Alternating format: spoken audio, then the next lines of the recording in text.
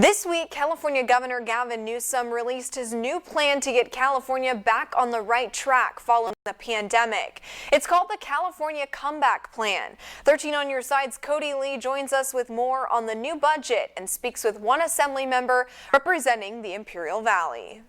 Good evening, April. The proposed $100 billion budget is set to deliver stimulus checks to nearly 2/3 of residents. Along with that, the governor hopes to combat the state's overwhelming homeless population. Assemblymember Eduardo Garcia shares how this will positively impact the valley.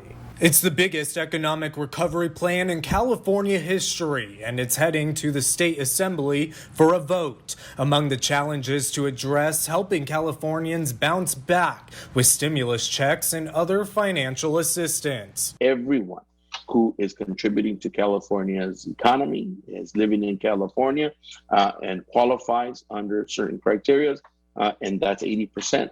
Of families, low and middle class. Assemblymember Eduardo Garcia, representing District 56, says residents could also receive money to catch up on past due bills. This is a partnership that needs to happen. The renter is behind, the owner is behind, and we want to address those issues. We also are putting forward $1 billion for utility back pay, water, sewer, and other utility costs that they have also fallen behind. Other items listed on the budget, Governor Newsom plans to work toward universal broadband with a $7 billion investment to expand broadband infrastructure, access to health care for undocumented seniors over 60, and continual COVID-19 testing and vaccinations at the southern border. It also calls for funding organizations assisting with the border crisis. Given that much of the responsibilities have been delegated to these organizations to help with this crisis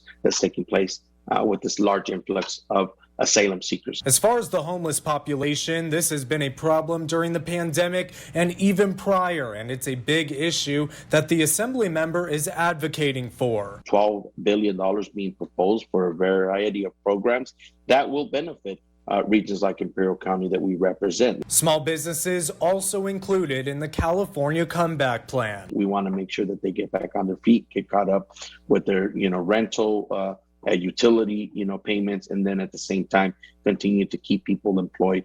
That's one of the most important things about our small businesses. Now, the legislature has until June 15 to pass the governor's plan, and if passed, it will head back to Newsom's desk to be signed into law. Reporting for 13 on Your Side, I'm Cody Lee. In regional news